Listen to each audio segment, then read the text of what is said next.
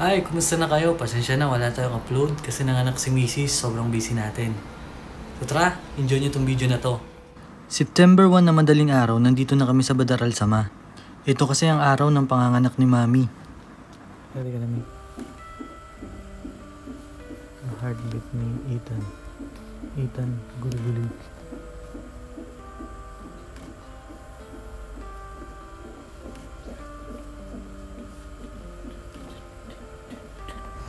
Ayun, kanina pa kami dito.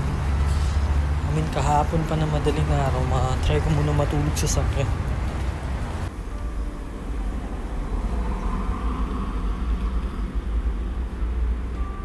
Habang natutulog nga ako, tinawagan ako ni Mami. Gusto daw kasi ako makausap ni Doc. And yun na nga, sabi nga sa akin ni Doc, kailangan daw i-CS si Mami. Ito talaga yung mga senaryo na hindi natin pinaghahandaan. Mabilis lang naman yung cesarean operation at sabi nila maghintay ako dito sa kwarto.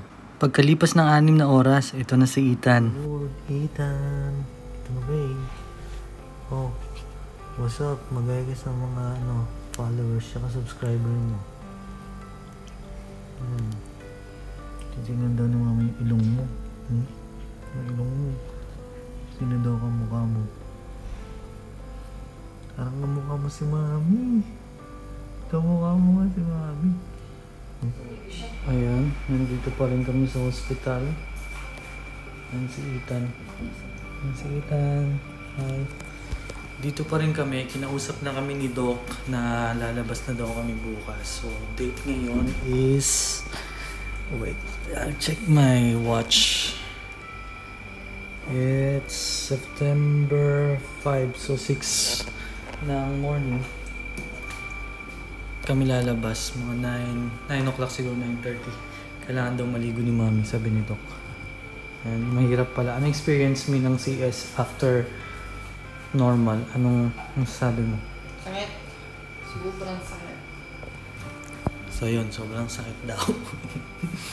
Hindi na yung ulit si Mami. Kawawa naman. Trauma na ako. Hirap. Tsaka hindi lang yun, syempre magastos din. Pagod ka na, gastos din. Yung mag-labor ka ng ilang oras, tapos ang ending CS. Kasi nga, tinry na i-normal si Ethan. So, nag-labor si Mami ng 2 days almost para lang doon. Then at the end, napunta rin kami sa CS kasi nga mababa na yung water level niya. Thankful ako at safe ang aking mag-ina. Shoutout nga pala kay Dr. Esmita. As always, thanks for watching and see you on my next vlog. Peace!